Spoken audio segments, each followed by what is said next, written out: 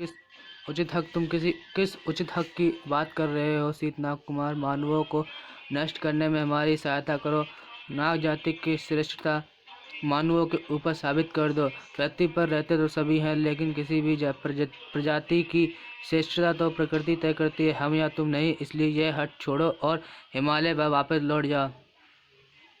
और मुझे आभास था कि तुम मेरी प्रार्थना को ठुकरा दोगे, इसलिए अब मुझे तुमको अपना आदेश मानने के लिए विवश करना पड़ेगा।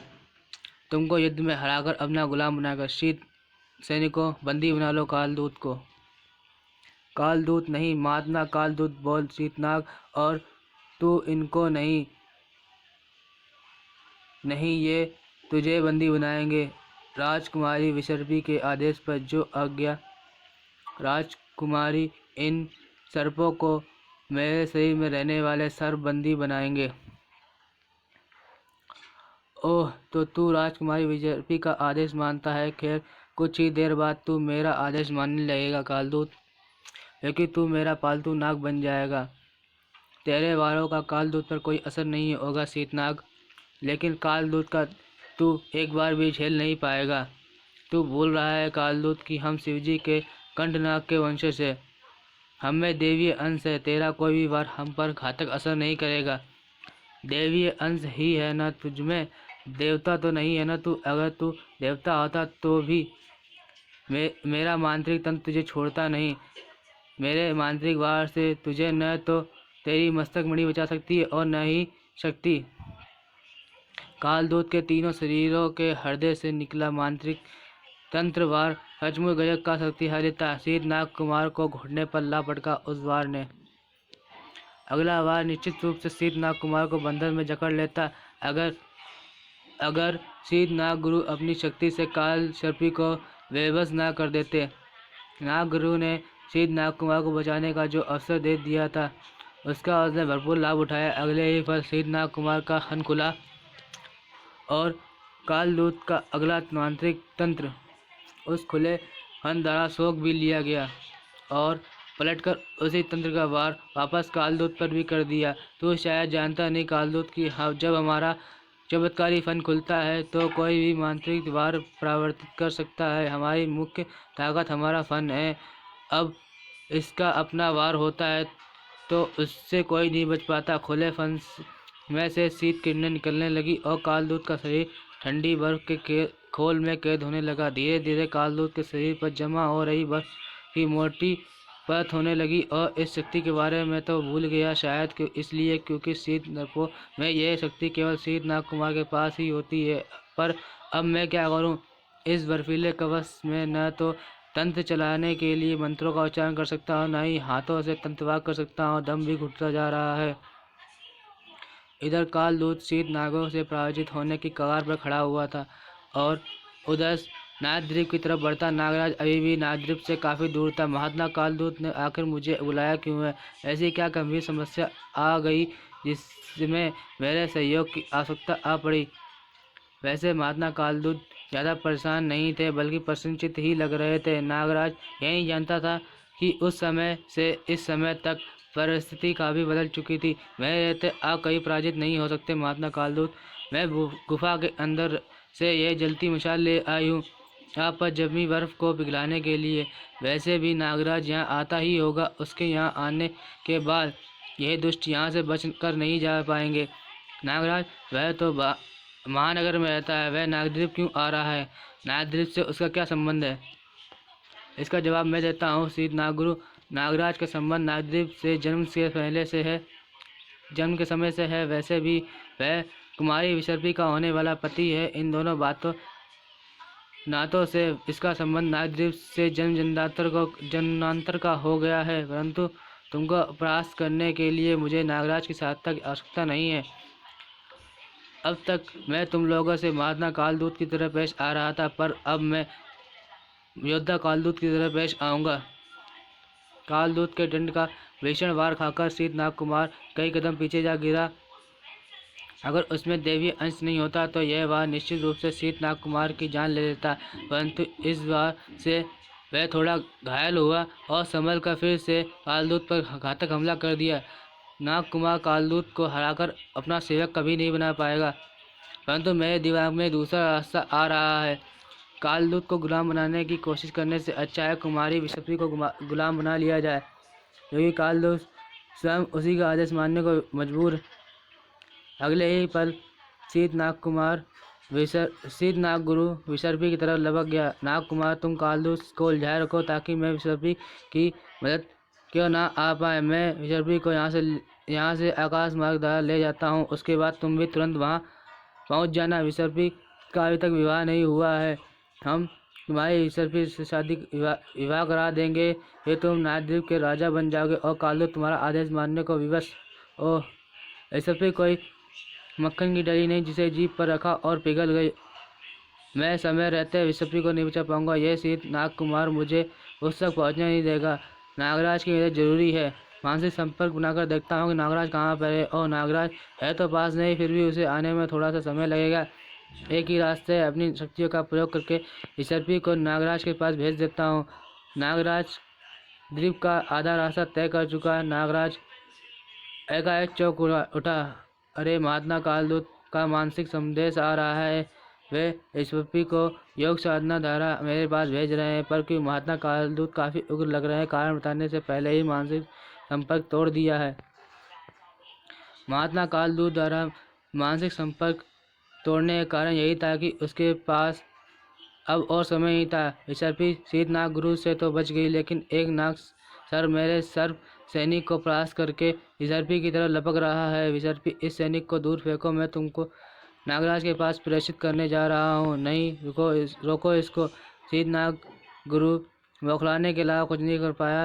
विसर्पी का शरीर सूक्ष्म कणों में बदलकर दूर प्रेषित होना शुरू हो गया। नाग गुरु का आदेश मिलते ही शीत नाग सैनिक विसर्पी की तरफ लपक पड़ा और योग साधना के घेरे से आकर खुद भी विसर्पी के साथ किरणों में बदलकर दूर प्रेषित होने लगा। और ये क्या हो गया?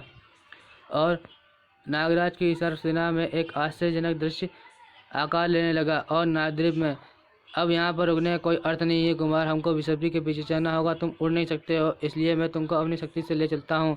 जाओ जाओ, लेकिन वहाँ जाने से पहले 100 बार सोच लेना, वहाँ पर नागराज होगा। नागराज से एक बार शीतनाग टकरा चुके थे, अब वे दोबारा यह खतना फिलहाल मोल नहीं लेना चाहते थे। अब हमको क्या करना चाहिए नागगुरु? फिलहाल दूर से ही सारा माजरा देखना होगा। जो मानव नाग हलाहल कंठ को नाम निशान मिटा दे, उससे सामने जाना बुद्धिमानी नहीं है। अब तो ये भी जो भी योजना बनाएंगे सोच समझ कर ही बनाएंगे। नागगुरु का निर्णय सचमुच बुद्धिमानी भरा था, क्योंकि नागराज विसर्पी पर मंडरा रहे खतरे को देखकर रौद्र रूप में आ चुका था। मुझे ये पता नहीं कि तू कौन है और विसर्पी से क्या चाहता है, पर इतना जरूर समझ गया हूँ कि तू वही खतरा है जिसके कारण महात्मा कालदूत ने यह कदम उठाया। ये शीत नाग है नागराज, और ये महात्मा कालदूत के हाथों मानवों का विनाश करवाना चाहते हैं। और महात्मा कालदूत को ऐसा करने के लिए वे मुझसे यह करके विवश करेंगे। और अब तब तो इस फनियल की खाली खोपड़ी में कुछ बुद्धि बढ़नी ही पड़ेगी। मेरे और लड़की के बीच में पड़ नागराज, वरना मुझे तो कुछ नुकसान नहीं पहुंचा पाएगा, पर तू अपनी अजान से हाथ जरूर धो बैठेगा। ये धमकी मैं हफ्ते में कम से कम 2 बार तो सुन ही लेता हूँ, पर आज तक कोई भी ये धमकी को सार्थक करके नहीं दिखा पाया, जबकि मैंने हर बार ऐसी धमकी वालों की पिटाई खूब की है। जानते हो कैसे? पहले मैं सर्प सेना से उनके हाथ बांध देता हूँ, फिर पैर बांध देता हूँ, फिर उनकी पिटाई करता हूँ। तेरे सर्प बंधन जरूर सचमुच मजबूत हैं नागराज, इसको खोलने में मुझे समय लगेगा, पर फिर भी तेरा कोई भी वार मुझे नुकसान नहीं पहुंचा पाएगा। ऐसी बात मुझसे थोड़ी देर पहले एक और सर्प मानव ने कही थी। हलाल कंठ नाम था उसका। कहीं तुम दोनों का आपस में कोई संबंध तो नहीं है? नागराज है, वह भी हमारी जाति का ही एक नाग योद्धा है, शीत नाग योद्धा। मैं जानता हूँ कि यह तेरे ही हाथों मारा गया था। मैं तुझे उस हत्या की सजा भी दूंगा। शीतनाग, ये नाम तो मैंने पहले कभी नहीं सुना। पहले महानगर पर हमला और अब नागद्वीप पर।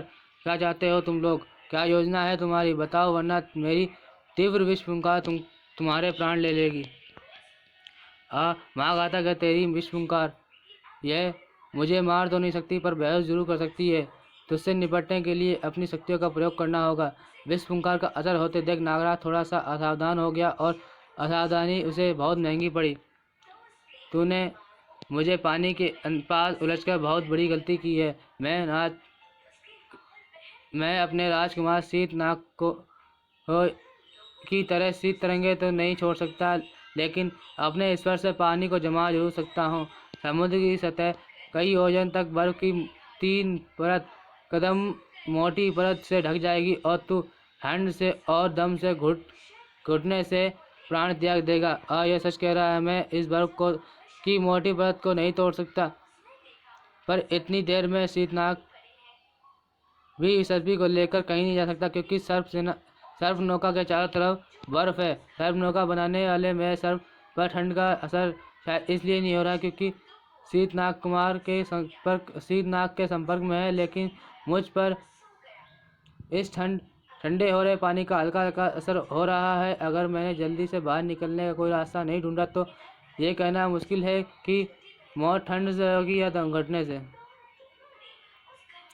एयर बर्फ की सतह चारों तरफ से इतनी फैली हुई है कि इसके दूसरे छोर तक मैं समय पर नहीं पहुंच पाऊंगा, और फिर जिस बर्फ को मैं तोड़ नहीं पा रहा हूं उसमें अपने शरीर के साइज का छेद बनाने में पूरी ज़िंदगी लग जाएगी। पूरी ज़िंदगी तो जो अगर बचती तो सालों की होती, और पर अब मैं 1 मिनट बाहर निकलने का एक रास्ता है। इसके लिए मुझे अपनी बेल्ट में लगे उस धातु के सांप को निकालना होगा और ड्रिल की तरह मोड़कर इस बर्फ में एक छेद करना होगा, और फिर इसके नीचे से सीधा करके बर्फ के आर पार छेद करना होगा। फिर इससे पहले कि बर्फ में भरा हुआ छेद तेजी से भर जाए, मैं उससे भी तेजी से अपने शरीर को इच्छाधारी कणों में बदलकर इस छेद के बाहर निकल जाऊंगा। नागराज पर अचानक नजर जमाए हुए शीतनाग अचानक चौंक उठा। अरे कहाँ गया नागराज? अभी तो नुकीली धातु से बर्फ खोदकर मौत से बचने की आखिरी कोशिश कर रहा था, अचानक कहाँ गायब हो गया? मैं यहाँ पर हूँ दुष्ट शीतनाग, और अब तू मुझे बताएगा कि तुम लोगों का इरादा क्या है, वरना अपनी जान से हाथ गंवाएगा। ऊपर से ये दृश्य देख रहे शीतनाग कुमार की बोहें पर परेशानी वाले बल पड़ गए। अनर्थ हो रहा है। नागकुमार शीतनाग नागराज से जीत नहीं पाएगा। नागराज अब इस सर्पी को अपने साथ ले जाएगा तो तुम उससे कभी नहीं पा सकोगे। अब हमको क्या करना चाहिए नागुरु? अपनी मणि का प्रयोग करो। हालांकि इसे ले जाने से हमारी पूरी जाति की शक्ति भी क्षीण हो जाएगी, परंतु फिर भी हम लाभ में ही रहेंगे। तुम शरद मणि को सर्पी के मस्तक में धंसा दो, और फिर तुम जानते हो कि तुम्हें क्या करना है। फिर सर्पी सिर्फ तुम्हारे से ही विवाह करेगी और किसी से नहीं। मैं समझ गया नागुरु। ये देखिए मेरा शरद मणि का सटीक वार। मणि विसर्पी के मस्तक की तरफ बढ़ी, और जहाँ नागराज शीतनाग को अपने तीव्र विष फुंकार से बेहोशी की दुनिया में पहुंचा चुका था। अब हमको इसको नागद्वीप लेकर जाना चाहिए विसर्पी, जहाँ पर महात्मा कालदूत अपनी योग साधना के द्वारा इसके मस्तिष्क को पढ़ लेंगे। तुम्हारा ख्याल उत्तम है नागराज। वैसे भी तुम तो नागद्वीप ही आ रहे थे। ओह, ये क्या? ये मणि आकाश से आई है विसर्पी। ऊपर नजर उठाते ही नागराज चौंक उठा। अरे 2 नाग आकाश में मंडरा रहे हैं, जरूर ये तुम्हारा पीछा कर रहे हैं विसर्पी। मैं फिलहाल इनसे भिड़ना नहीं चाहता, परंतु तुमको किसी उच्चान स्थान पर पहुंचा दूं, फिर इनसे निपटता हूँ। बर्फ टूट रही है। शीतनाग के बेहोश होने के साथ साथ बर्फ जमी नहीं रह पा रही है। हम सर्प नौका द्वारा यहाँ से जा सकते हैं, परंतु अब हम नागद्वीप नहीं जाएंगे क्योंकि हम महानगर के पास में हैं। मैं तुमको महानगर ले चलता हूँ, जल्दी करो नागराज। ये दोनों नागगुरु और नागकुमार हैं, और इस मणि के कारण मेरे शरीर में अजीब सी हलचल भी हो रही है।